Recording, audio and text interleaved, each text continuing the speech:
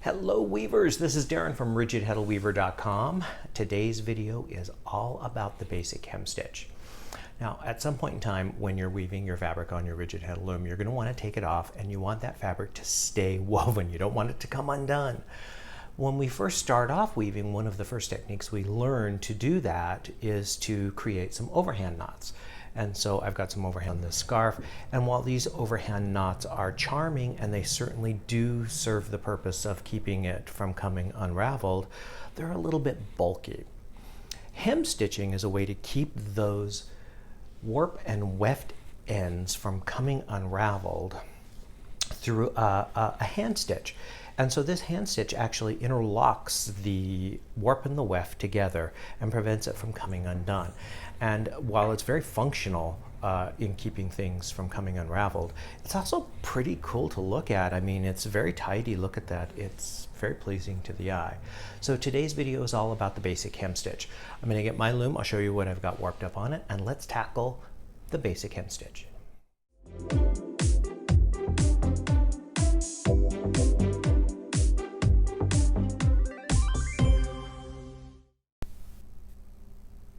On my loom is a pair of the Country Plaid kitchen towels. Here's the link to our website. You can download it for free. The pattern is really easy to follow. The instructions are very clear and there are lots of color pictures for you to follow along with.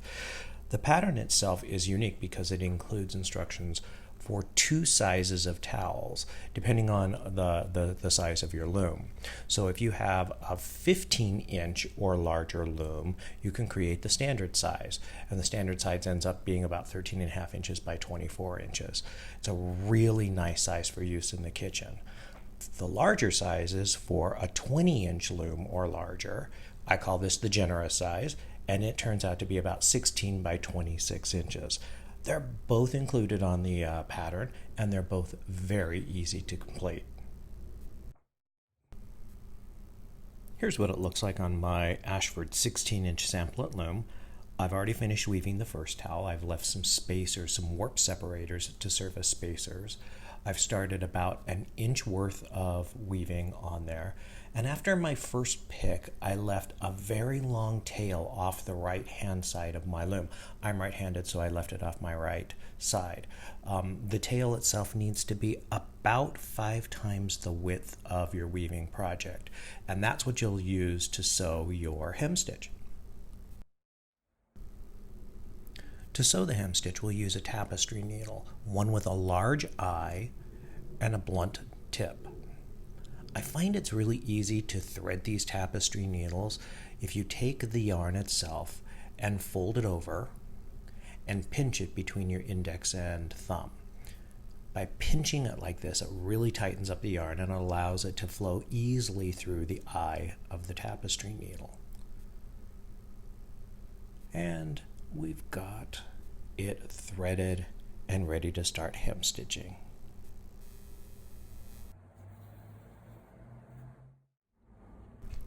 This is how you'll hem stitch at the beginning of the towel, of each towel, or at the beginning of each fabric in 2 simple steps. Step number 1, you're going to insert your tapestry needle under the fabric diagonally. You want to come up through the fabric so that you catch 2 warp threads and 2 weft threads. Pull the yarn until it's just snug towards the fabric. Doesn't need to be too tight. Step 2 is to create a letter C with the tail end of the yarn. Insert your tapestry needles horizontally under the fabric, catching 2 or the same 2 warp threads, and make sure that your needle travels over the letter C. Pull towards the fabric to snug it tight. And that's it. You've made your first hem stitch. Let's do another. Insert your needle diagonally under the fabric. You'll insert your needle in the exact same place that the needle came out in between those 2 warp threads. Make sure that you catch 2 warp and 2 weft threads when you're inserting your needle and pulling it through the fabric. Then pull it towards the fabric to snug. Next, step 2, you'll create the letter C with the tail end of the yarn, and you'll insert your needle under the fabric, catching 2 of the same warp threads. make sure that your needle goes over the C and pull it towards the fabric to snug. That's it. That's hemstitching. You'll continue hemstitching across the bottom of your towel or your fabric, inserting under the fabric diagonally, catching those two warp and weft threads. Pull it till it's just snug. Make the letter C with the tail end of your yarn. Insert your needle back in the same place, catching those exact same two warp threads. Make sure that your needle travels over the letter C, and pull it until it is just snug. The wonderful thing about these two steps is that they become so automatic, it just becomes a routine. You can quickly hemstitch the bottom of any piece of fabric in no time at all. And in fact, once you get in the groove, it's just like time sails. You can really get this hemstitched in a very, very short amount of time. And the most important thing about your hemstitch is that when you are snugging each one of those stitches, you want to make sure that there's a uniform tension on each one of those so that they're nice and neat. Okay, I'm coming to that last stitch. Oh, it's so nice to see when you get towards the end. So there's a slight difference on this last stitch. Now on this last stitch, I only want to catch one of those warp threads. So I'm going to insert it diagonally. Now if I caught two of them, it would be fine. It would just take me off the edge. But in order to make just a slightly more tidy stitch, I like to go in between those last two warps. So I'm only catching one of those warp threads. Now on step 2, I continue along and I catch both of those warp threads so that in step 2 I can pull both of those warp threads tight and nice and snug across. Now look at that. Even, snug stitches. To finish this up, I want to weave in the end of that yarn so that it doesn't come undone during the wet finishing process. I'm going to put mine in the washer and dryer, so I want it to be pretty secure. So I'm going to needle weave the tail end in between the last row of my hemstitching and the last pick that's there. I like to weave in about an inch. An inch seems to be nice and secure for something like this kitchen towel. And once I needle weave that in, I'm going to pull it so that it's slightly tight, not too tight. I don't want to have my ends pucker in when I pull them out of the dryer. And I'm going to trim the tail to about an inch. I'm going to leave that tail on there when I wash and dry these, and I don't want it to get tangled in anything else. When hemstitching at the end of the fabric or at the end of each one of the towels, you'll want to leave your tail that's 5 times the width of your fabric on the opposite side. So you'll recall I did mine at the beginning I left my tail on the right side. So in this instance, at the top or the end of my fabric, I'm going to leave it on the left side. Fold and pinch, insert your yarn into the tapestry needle, and we're ready to begin our 2-step process. I'm going to insert diagonally under the fabric so that when my needle comes through the fabric, it comes through at the point where there are 2 warp and 2 weft, like so. I'm going to pull it until it's just snug, pulling down this time towards the fabric. Now, since I'm working in the opposite direction, I'm going from left to right, I need to make a backward C. So I make a backward C with the yarn, insert my needle horizontally, catching those exact same 2 warp threads, and making sure that the needle goes on top of the backward C. Pull that tight until it's snug, pulling down towards the fabric. And that's it. It's the same process. You'll continue to work this way all the way across the top or the end of your fabric until you get to the last stitch. Coming up to my last stitch, as you recall from hemstitching at the beginning of the piece of fabric, is slightly different.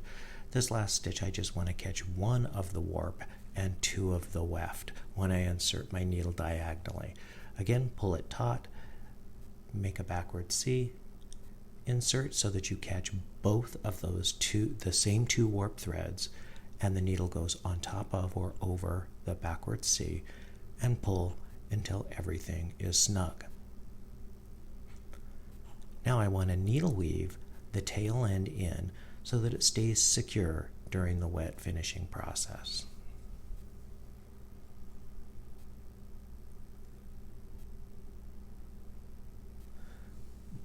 Pull it taut until it's snug, but not too taut. If you pull too much, you may end up with a curling edge when you take it off the loom. Trim your tail to about 1 inch. After wet finishing, based on the instructions for the type of yarn that you've selected, I want you to find that tail end from your hem stitching, and I want you to cut it flush with the fabric. By the time you've cut it flush with the fabric, that woven in piece virtually disappears. So the hem stitch that I just demonstrated for you is known as a 2-2 hem stitch, and you can see that written out in patterns. You can easily figure out why it's called the 2-2 hem stitch as well, because it goes over 2 of the warp threads and over 2 of the weft threads.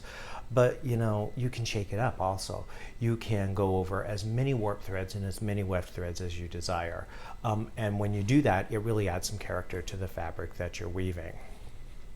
I also want to give you a rule of thumb.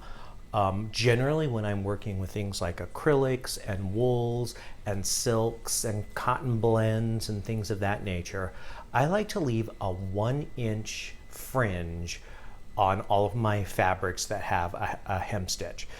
That 1-inch fringe is really just to ensure that nothing is going to work its way back up. You know, some of those warp threads sometimes can work their way back up and come undone.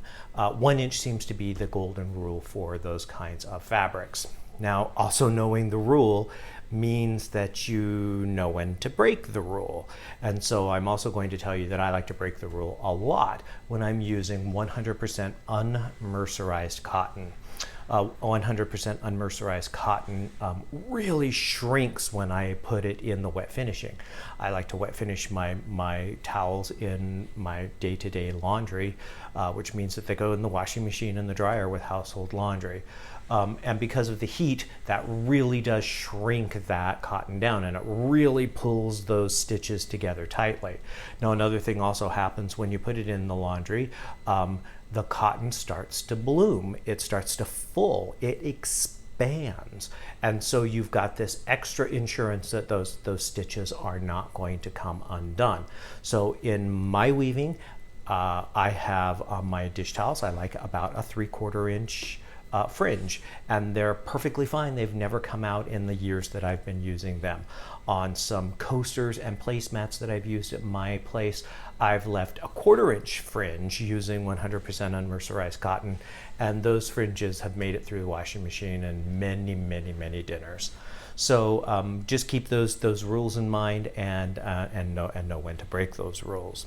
I also want you to know that when you do a hem stitch like this, it doesn't mean that you're done. You can leave the fringe just as is, but if you've got a scarf or a blanket or anything like that that you want to add a twist to the fringe, or if you want to braid the fringe, you can still do that. The hem stitching actually helps make sure that you've got those bundles nice and evenly distributed, and it also helps keep everything secure while you're doing that twisting and or braiding. If you liked what you saw in this video, please give us a thumbs up down below. In the comments, let us know where you've used hem stitching, where do you follow the rules, and where do you break the rules. I'd love to take a look at that. And until next time, get out your loom and weave something wonderful.